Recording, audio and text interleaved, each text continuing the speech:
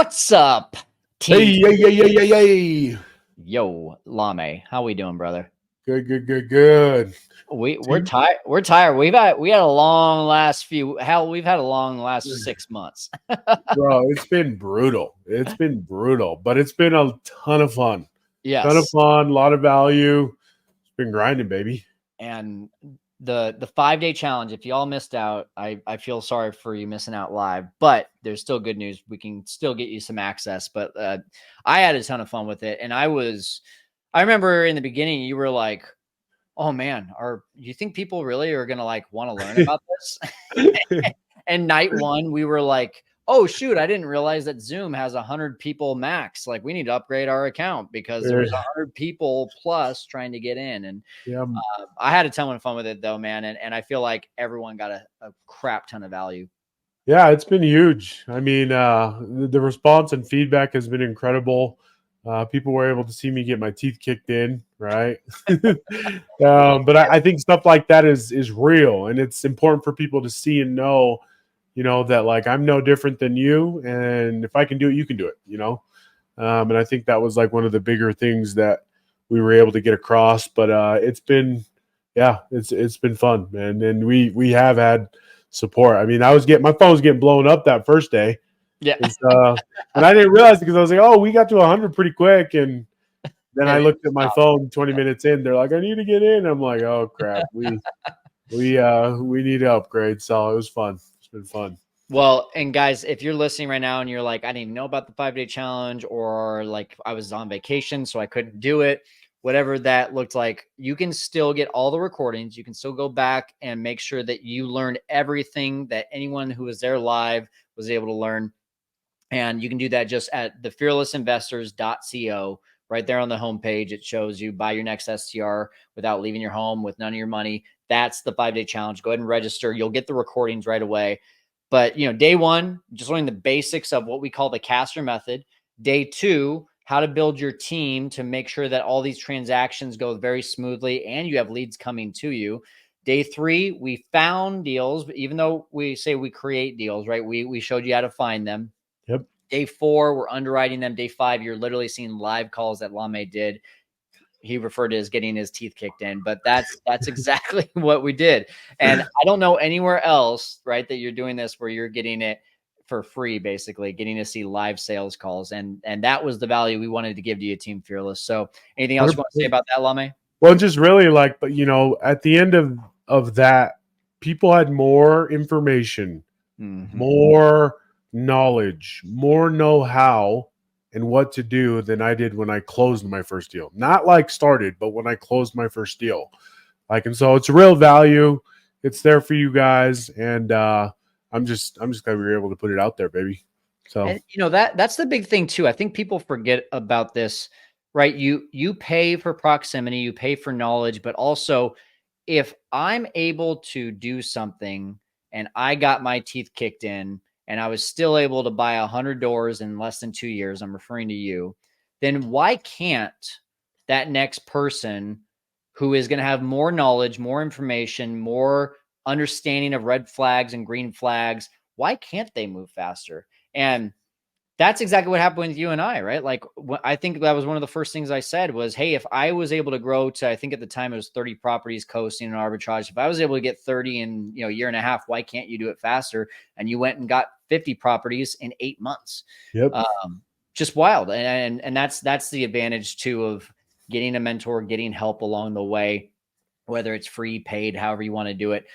There's so many opportunities to learn out there so that you don't make the same mistakes as others. 100%. One of them. 100%.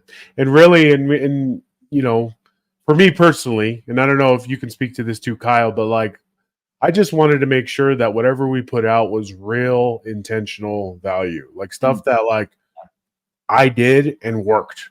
And like, and also like we gave it to other people and it worked. And so I just can't stress enough that it's like, there's real value that can be applied into your day, into your portfolio right now to cut down that time to success, as you mentioned. So cool.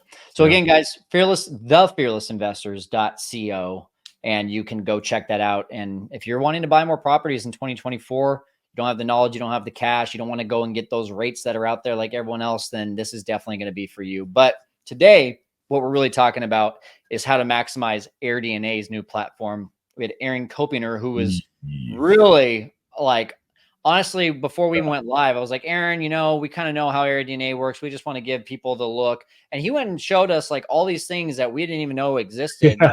Wait, what was that? Right? Like it was fire. So for those of you that are watching on YouTube, you're in the right place. For those of you that are listening on the podcast, I'm really going to encourage you, just stop listening right now on the podcast, go over to the YouTube channel and watch, because he's going to share his screen. He's going to show the new interface. He's going to show all the new bells and whistles. Before he does, like Lame, I don't know about you, when I first got started with the new AirDNA, I freaking hated it because it was slow. It was different. We hate change, right? Whenever something changes, we're just like, what's going on? I had a system and now I got to switch but after actually looking behind the curtains, I was like, oh wait, this is badass. Yeah. Well, and they did a huge overhaul and the reason they did it, and Aaron was really, he made this point a few times, is he did it for you, for us, for the users, right? To be able to provide more value. And that's exactly what this was. It was extremely tactical, like super tactical. And that's why this is valuable, because he goes through all the new features, which once you get caught up to speed with it, you realize like, this thing's a beast. It really is a valuable asset to have, especially as you're going out and acquiring and underwriting. So yeah, it was fun. He's a cool guy. It was almost like you made it, right? that is the fun part. This is literally one of the creators of the new interface. So we're not just getting a demo from a salesperson. We're getting the brain behind the operation. So very exciting. And one of the things I love the most about it is that it's now extremely affordable. And Aaron even talks about it too, how a lot of people used to just be like, all right, because it's so expensive, I'm just going to go get 1 month. I'm going to download all the data and then I'm going to leave the membership and not touch it again unless I ever need it again. And now it's just like, okay, it's what, at worst, $50 a month, something like that, 25 a lot. It gives you everything you need without having to worry twice about the monthly recurring charge. And I think that was beautiful for everyone out here. So if you're ready to get started with AirDNA and you haven't, link is down in the description or the show notes below, wherever you're listening or watching. Let's get to it with Aaron Koppinger. What do you think? Let's run it. Guys, what's up? Welcome into the Fearless Investors podcast. It's me, Kyle Stanley, along with my co-host, Lame Kenny. Yes, sir. I'm excited for this one. We got some gas. Very excited. We got, kind of an audible here. We wanted to talk about a lot of things AirDNA related, and we are going to be doing that, but we're doing it with the guy who actually was a part of making this, and that's why I'm excited about this audible. So Aaron Koppinger, welcome to the Fearless Investors podcast. Appreciate you being on, man. Thanks for having me, guys. I'm excited for this one too. Cool.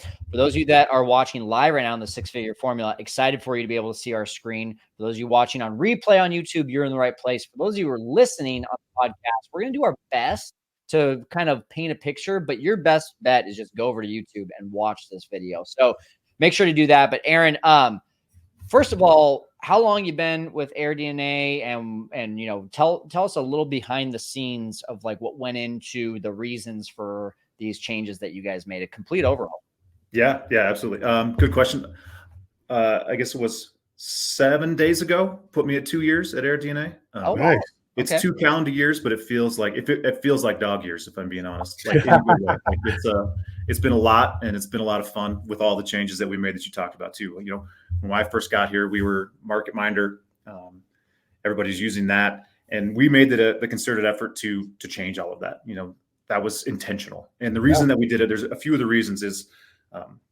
There's an expectation in the industry to have a certain type of platform that you're using. You go to Airbnb, you have a certain type of experience. You go to Price Labs, you have a certain type of experience. You go to Verbo, you have a certain type of experience. And we felt we were falling short of matching those expectations from our customers. And so we wanted to update the platform, make it more user-friendly, match those expectations that you get from all these other great platforms that we have in the industry. And then also give you that great data that we always gave in Market Minder.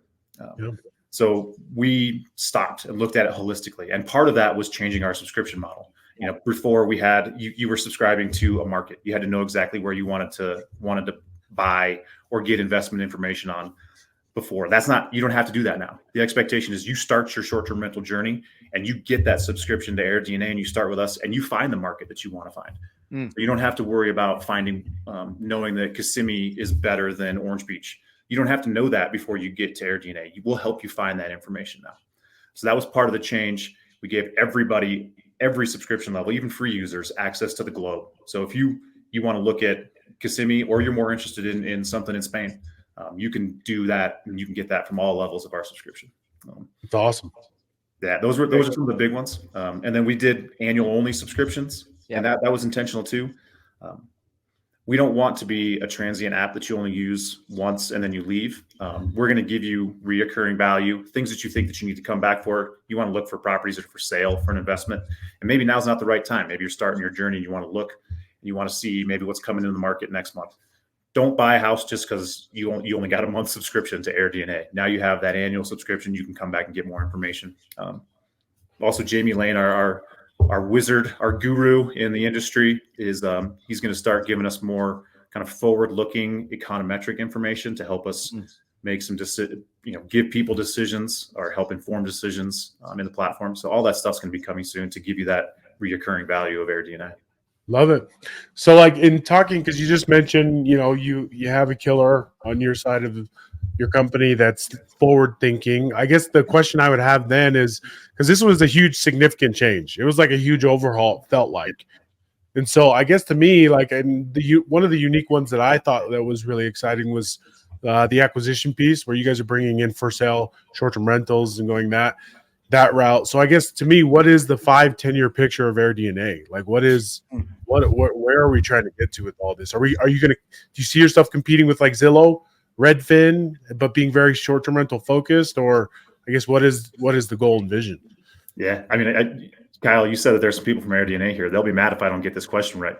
But our long-term goal is to be the source of short-term rental data for all your decisions. Now, if that means that you want to look at it like Zillow, you're going to come in and get that expectation of seeing for sale properties and doing all of your analysis within AirDNA.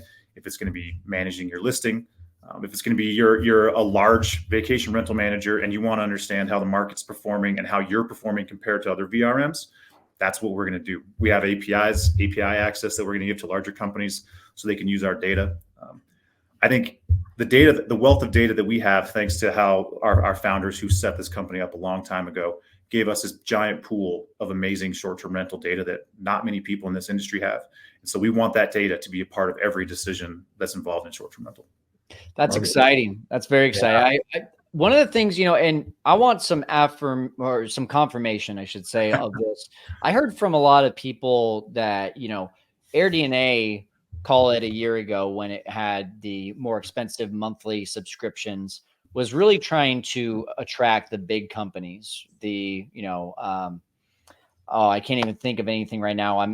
I've got a brain fart, but so the companies have the 500 units or more, and that's why it was priced in such a way. But now with all of the mom and pop shops or the onesies and twosies that have come in, and the complaint of like, I don't know where to invest because it's too expensive for me to get an AirDNA membership.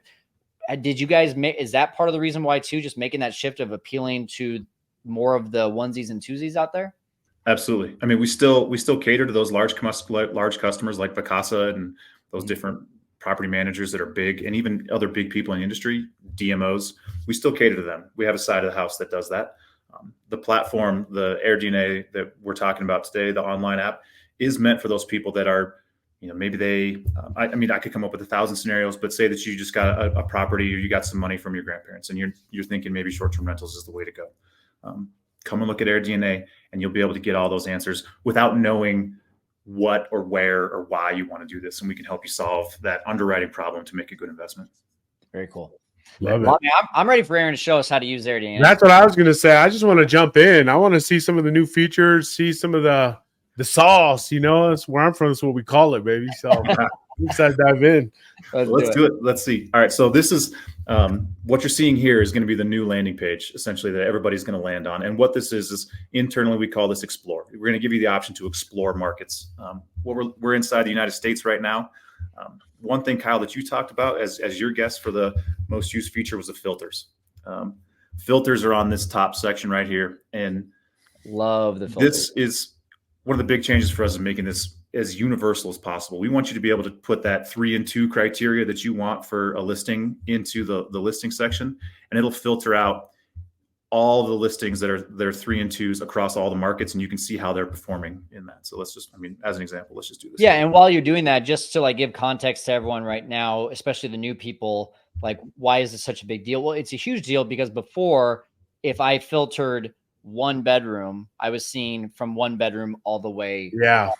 And now I can see just 1 bed, or vice versa. It was, I saw all 1 bedrooms. However, it could be like, or if I had a 5 bedroom, one could have 2 bathrooms and another could have 6 bathrooms. And that's, as we all know, a huge value difference for sure. So now we can do both bathrooms and bedrooms, bathrooms and bedrooms. And I love that. Yep. One of the things that we started to highlight a little bit more is this market score. Let's talk about the market score.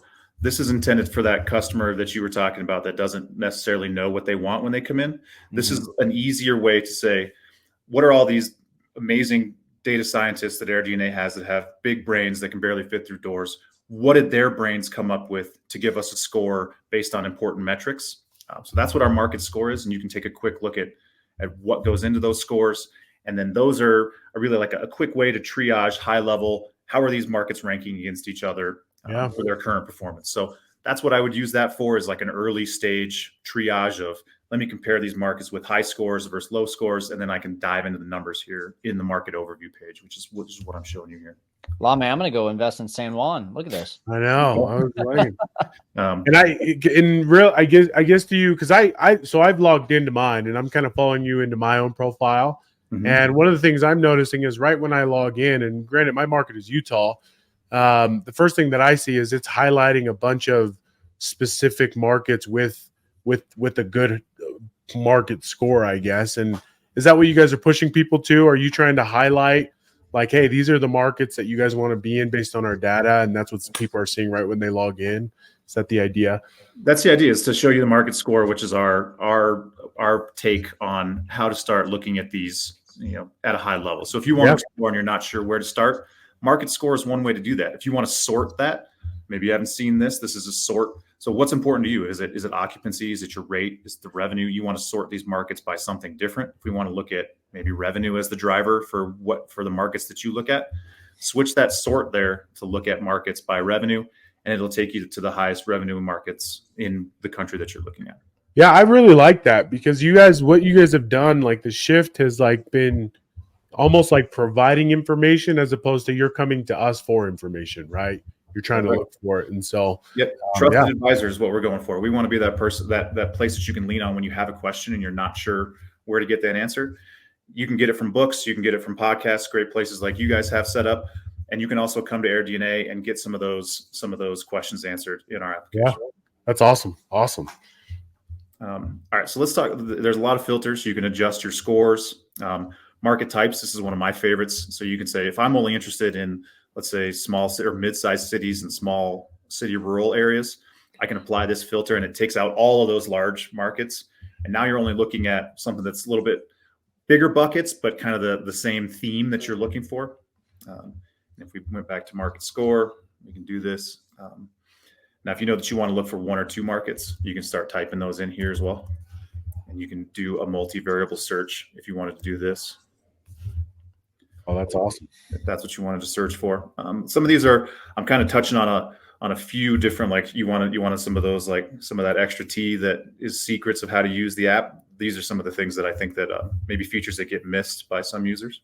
Yeah. Aaron, just really quickly, high level, right? A lot of people will come to me and be like, yeah, AirDNA has got my score of my place, whether it's, a mountain town or a rural or a city, 34, but I know that I can make way more money in my 34 score market than next door where they've got it rated at 50. So just so people understand, what are some of the metrics that equate to what that score ends up being? Sure. Let's just use Mount Pleasant as an example, and we can look at how the scores broke down.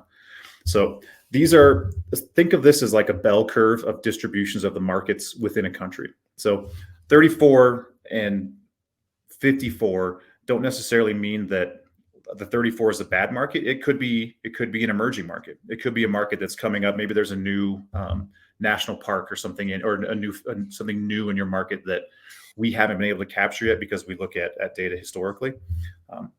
That's going to be one of the things that is maybe a variable in there. So think of the scores within a country as a bell curve. There's going to be a few that are really, really good. There's going to be a few that are lower, and it's just comparing them one-to-one at this moment in time. But the metrics that go into those is investability.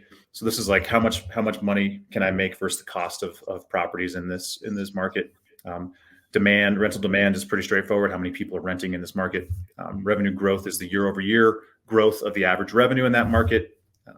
Seasonality is an interesting one. So seasonality is not necessarily, it's a metric that can make places like Bar Harbor look worse than Kissimmee, because Bar Harbor, Maine is a much more seasonal market than Kissimmee. Mm-hmm. So they're not, you want to look at these a little bit more in a silo. And that's why I say that it's a good starting point. We are going to do some more work on these to make them a little bit more dynamic and match these seasonal markets versus non-seasonal markets to kind of normalize that. But that's one of the things that's coming down the roadmap for us. And then regulations is the last one. Everybody cares about regulations.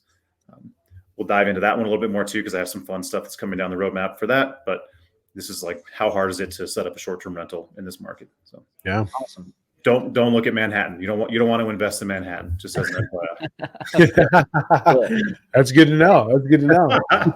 Unless you're going to do midterm or long term. Yeah, probably not the honeypot there.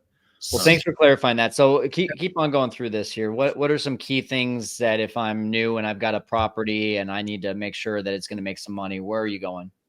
So the first place you can start, this is essentially, this page is everything that used to be in AirDNA. Our whole app is contained within these market overview pages, and you can navigate to everything via our drop downs here. If we're in occupancy, you'll see these summary charts, which we had set up. These were on MarketMinder in the past. These are just meant to be like high-level market averages that give you a general picture of how that's performing, and then use the charted data and the filters to dive into something more specific for your listing or one that you're targeting.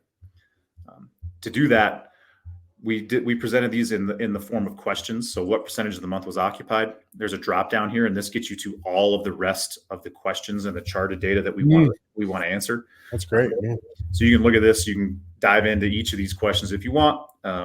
We default to looking at this in the last 12 months, but the real power with these charts comes in when you go down to this pre-COVID numbers. So you can get this, and what this is going to show you is going to show you how this market's been performing all the way back to the beginning of 2018. This is a small market, so the lines look a little wonky. But if I went back and I got a market more like, let's say that we went back and we did something more like a Savannah potentially. Savannah is always one of my favorite examples. Wow, this is great stuff. So let's go down here and look at, I'll show you this again in occupancy, and you can see how these numbers are trending from current year to 2023 to back to how it was in 2018 and 2019. Now, why is that important? Because 2020, 21, and 22 were those COVID years, and they were more of an anomaly. Like, I always joke that you could go buy a house that's foreclosed and put a couch in it, and you would have been successful. 100%. Those years. But you want to see how we're coming back to more of a normalized trend of 2019 and 2018. So how is this year comparing to those years? And that's the power of this. Now you're going to get real underwriting, and you can see how, if you did filters, 3 and 2s, maybe you want luxury tier, and you want to see how it was performing in 2018 and 2019. This is what you want to look at. You can export this data for you, Kyle. I know you said you like to do it offline, and you like to do it in spreadsheets. Export this data, pull it into your own underwriting model, and then it'll help you get real good numbers that way. Yeah. So are you seeing that, now that you brought it up, are you seeing that kind of across the board in a lot of these markets, that it is for no matter if it was West Coast, East Coast, or Australia, right? It's 2020, 2021, 2022. Increase in occupancy, increase in revenue, and now everything's really back to normal compared to 2018 and 2019. Is that like a rule of thumb across the board that you're seeing from the data? Generally, yes. Wow. Okay. But what I would recommend is doing what I did here. And this market's not as volatile, but you'll see some years where, especially, I mean, here's where everybody went on lockdown in 2020. And then 2021 and 22, you'll see those spikes. So look at it at a market level. And if you need to take these out and visualize it with just the important years that seem to be more on trend, do that. So generally, yes, but I also recommend looking at this very specific to your market. Yeah. Yeah. That's great.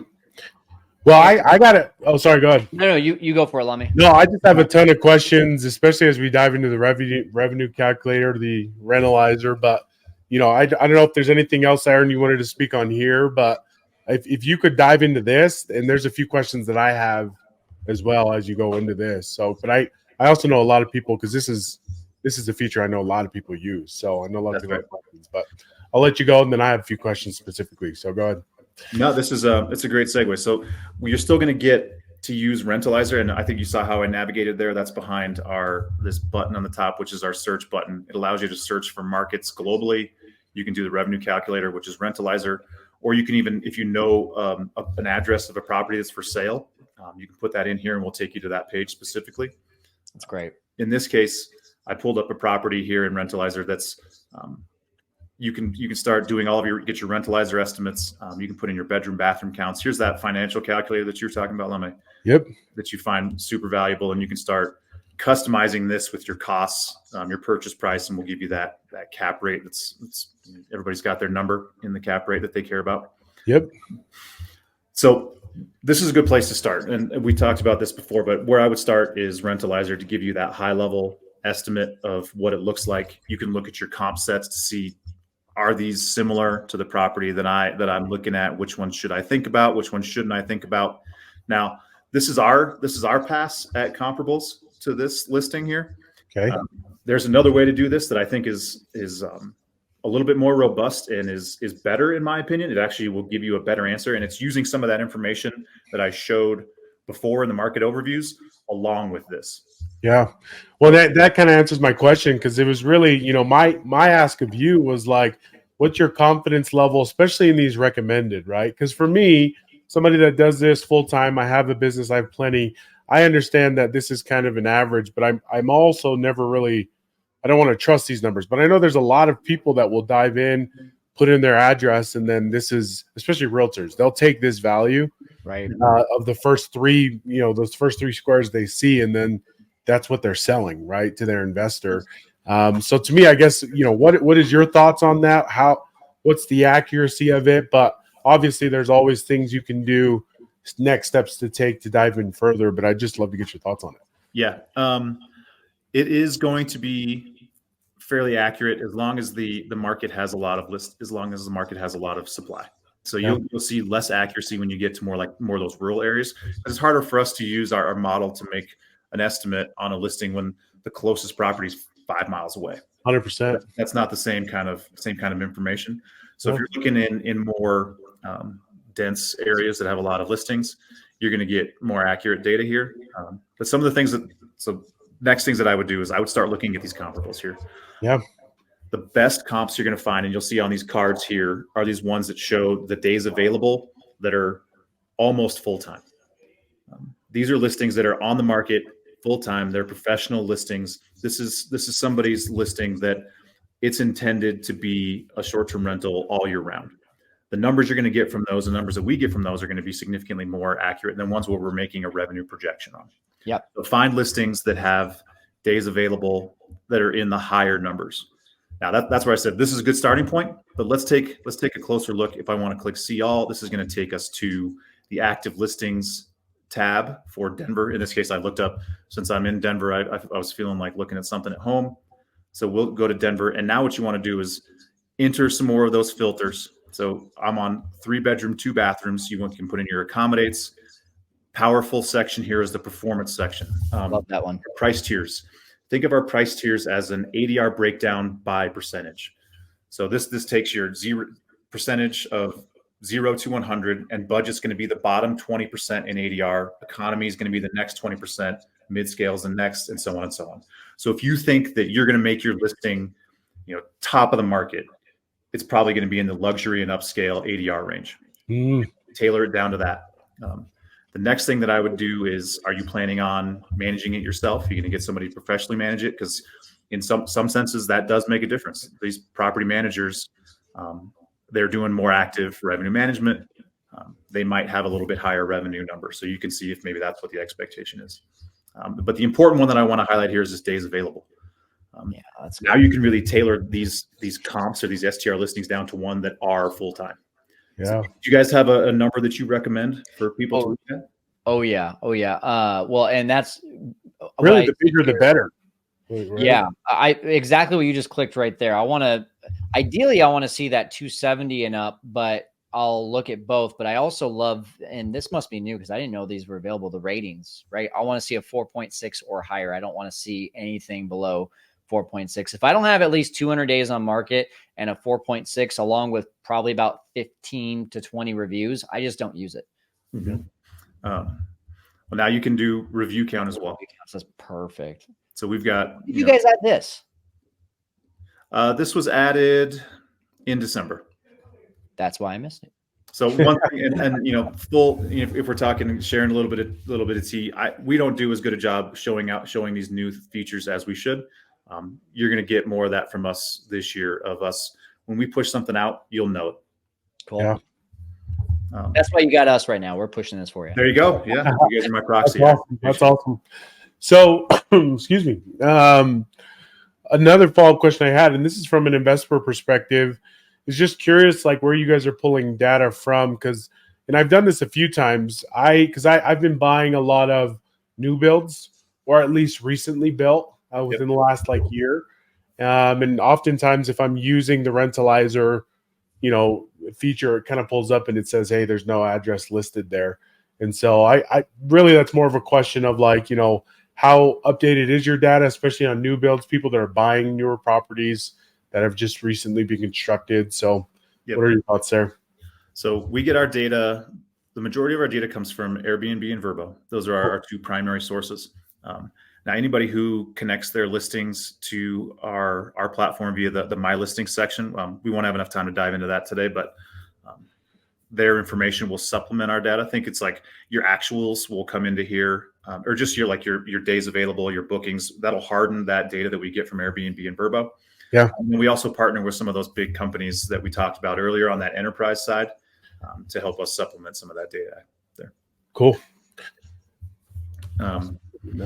Yeah, good question. Thanks, Tommy. What I was going to say next is what I would do here, and that's a powerful feature that maybe we haven't talked about. Let's use this downtown Denver Oasis with the hot tub as an example. You can click on this one listing. You can actually access the Airbnb link through the icon in the corner.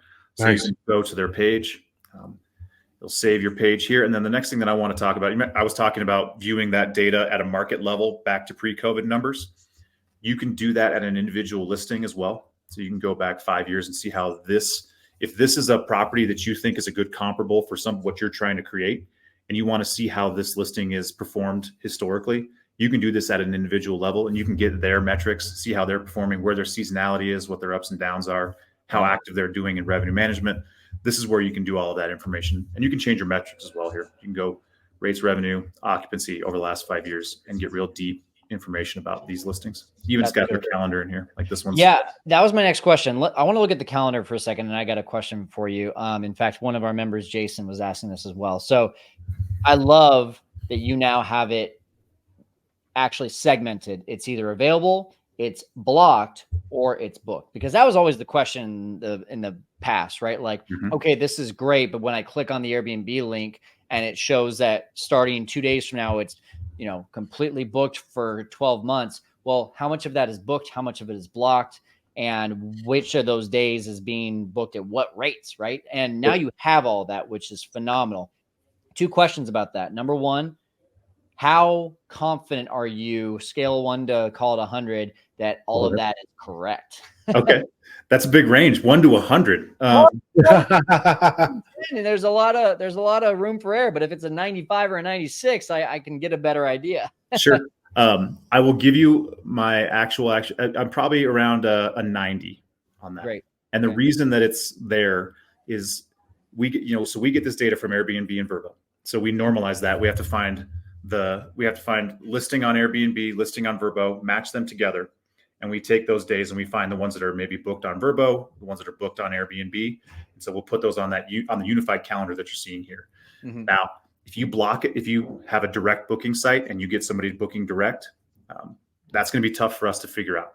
Yeah. Those are hard ones for us to figure out. And I know a lot of people will use their direct booking sites a lot, especially for guests who come back multiple times. Like, it's a trustworthy guest. You don't need to pay the fees for these channels. So just do it direct. The other thing that we're actively working on now is identifying those longer term stays. So if you have a whole month blocked because somebody's working from home and they want to go stay at your property and they block the whole month, there's times where we don't get that as accurate as we could. And that's something that we're working on to fix. So longer term stays and then those direct bookings. And then sometimes we just miss them when they're cross channel. Okay. But so that's my 90. No, that's great. That helps me a ton. Second question is, now that we can see this into the future, there's a lot of theories about the past data from a lot of people. Is the past data judged the same way as the future data? And my question being, when you look at a property that did $102,000 in this last 365 days, mm-hmm. that also bleeds into your former platform.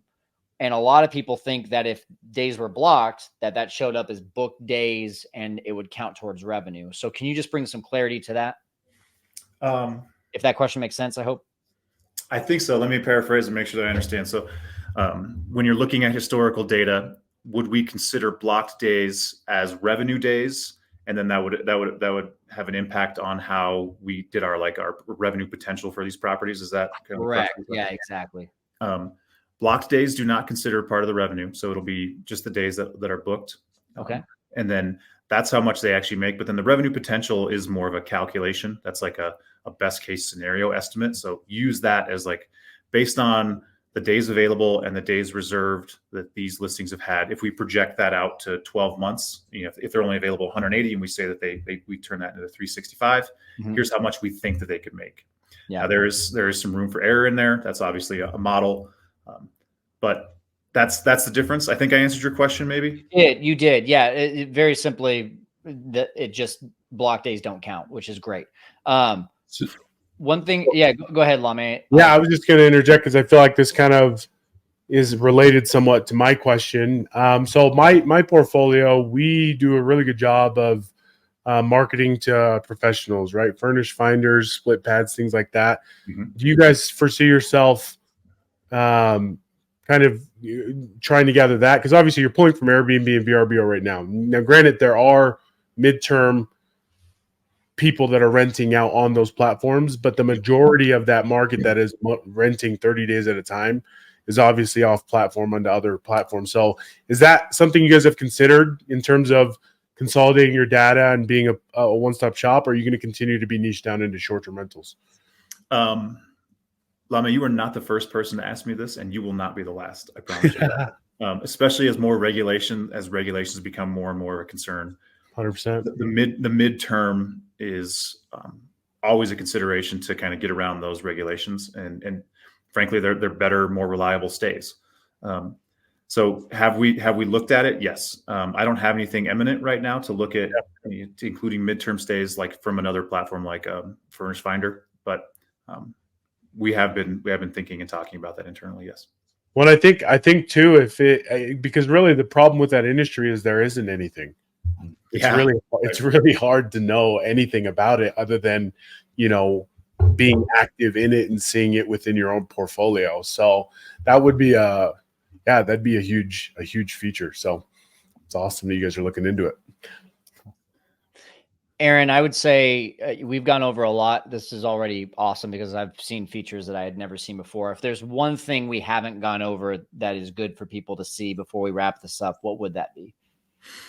Oh, you're going to force me to choose one thing. I'll give you two if you can do them both in under 5 minutes. I can do that. I'll take two, and I'll give you one that's we incorporated MLS data here in the platform. So now what you can do is, and instead of doing a Rentalizer search for one address, basically what this is going to give you on this section is, this is a Rentalizer estimate for 170 for sale properties right now. Mm-hmm. This is what's going to show you. And you're going to be able to filter it by, you're going to be able to sort it. You're going to be able to use the for sale filters to tailor this down to match your investment criteria. So if you have a particular buy box that you care about, use those for sale filters here to tailor this down inside a market, even across multiple markets, to show you those properties that are actually for sale that meet your criteria. You can go into each of these, and this is going to take you to a page that's very similar to Rentalizer. So it'll have the price. You're going to get your financial calculator here as well. You'll get all the information about this property. And here's future roadmap thing. We're going to be adding something to this section that will let you know how these listings are zoned. So are you actually able to do short-term rentals at this property? And that's something that's going to be coming out in Q1. So zoning information will be added to this page. Very cool. That's awesome. This is one of my favorites here, the for sale section. All right, that's one. I got 3 minutes, right? Let's do this. You got it. Yeah. The next thing that I want to show you is we have an aggregate view. So if you want to look at markets in aggregate, what you can do is you can go to this market aggregate tab, and this is something that we offer to our more sophisticated users. But you can look at all of the markets that you have in your scope, how they're performing at these occupancy levels. And you can see, you can choose your actual, how you want granularity. Do you want monthly or yearly? What do you want your start and end dates to be for your metrics? You can choose your metric. And this is going to take you real deep into that next level analysis for investing. This is one of my favorite tabs. And I scratched the surface because I've only got a few minutes, but there's a lot more features in this that I think are powerful. Yeah. Cool. I got 2 minutes. I'm gonna give you one more. I'm gonna hit you with 3. Let's go. Under active short-term rental listings, you can look at the cards, but if you click on this little icon over here, what you're going to get is also a list view of all of these properties, how they're performing. Back up. I didn't see what you clicked on. Right. Sorry. No worries. Those 2 squares on the right, right? Yep. Active short-term rental listings, and then right next to the sort for review count, you're going to get 2 icons. This one represents the cards, and this one gives you your list view. Okay. Now, what you're going to get out of this is you're going to see the names. You're going to see how all their important metrics, their days available. You'll even get some amenity information on here. You get their latitude, longitude, their price tier, their property ID. This is exportable, so you can do the filtering offline. Kyle, I was thinking about when I showed this one, and this goes all the way back to 2018 as well. I have one last question since you mentioned amenities. Is there a filter coming up that allows you to filter amenities, hot tub, pool, all that good stuff? I'm not going to say no. I'm gonna nudge you and say make that a yes. It is a yes. We are actively working on adding amenity filters. It'll be included in the listing filter dropdown. You'll be able to filter by 16 different amenities, and we will have that in the first in Q1. So by the end of March, you'll have all that. I love it. Lame, you got anything else for Aaron? No. Hey, this was super tactical, which I love stuff like this. So Aaron, that was awesome. I really appreciate you being on here and sharing your wealth of knowledge, brother. It's almost like you made it. Well, it is. And to that point, exactly. To that point, I made it for you guys, and I made it for all the people that are on this call too. So I love feedback. I love everything that, like, the platform that you guys gave me here to talk about this. And if any of your customers have questions for me, I joined your guys' Facebook group. You can get me there. Awesome. It's just if you want to include my email, aaron.koppinger@airdna.co. Send me an email with any kind of feedback. It doesn't have to be good. It can be bad. I like actioning the bad feedback as well. So stay in touch. Hey, I appreciate it, Aaron, for sure. We got a couple questions from the members in our 6-Figure Formula group. So for those of you that are listening right now on replay on YouTube or the podcast, make sure you jump over and get started with the 6-Figure Formula, fearlesskyle.com/6FF. And you can get started for free for 3 days. And then it's only $49 a month from there. So we're going to stay in here. But Aaron, thanks so much for helping our audience to conquer the world of short-term rentals and learn the new AirDNA interface. No worries, y'all. Appreciate the time. Wow. Okay. Big takeaways, big things, a lot of exciting stuff going on. I'm just a huge fan of the filters, but what stood out for you? First off, just the incredible like attention to detail to the filters. Like Yeah. it allows you to be extremely tactical in your underwriting and just finding deals, right? And so that was a huge plus. On top of it is I like that they are kind of shifting their focus into more of like a platform that's like, here's information, as opposed to like, we're trying to show up and figure out the system to find the information we want. So it's kind of more of like a display model as opposed to like an encyclopedia, which I really, really, really liked. But that was gas. That was fire. It was a lot. It was like mind blowing. It was like, Good stuff. But and that's why, like, if you feel the same way and you're like, okay, that was all great information, but I feel like it's kind of just spit out onto a canvas. Now, how do I organize it? That's exactly what we've already done for you Yep. in the 6-figure formula.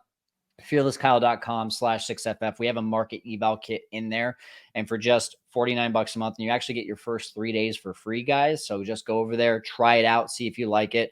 But for $49 a month, not only are you going to get the market eval kit, you're going to literally get the A to Z on how to build and how to optimize your Airbnb business, optimize your listings, and you're going to be a part of an awesome community, not to mention great discounts. And by the way, you get a great discount with AirDNA as well by being in the 6-figure formula. So go check it out.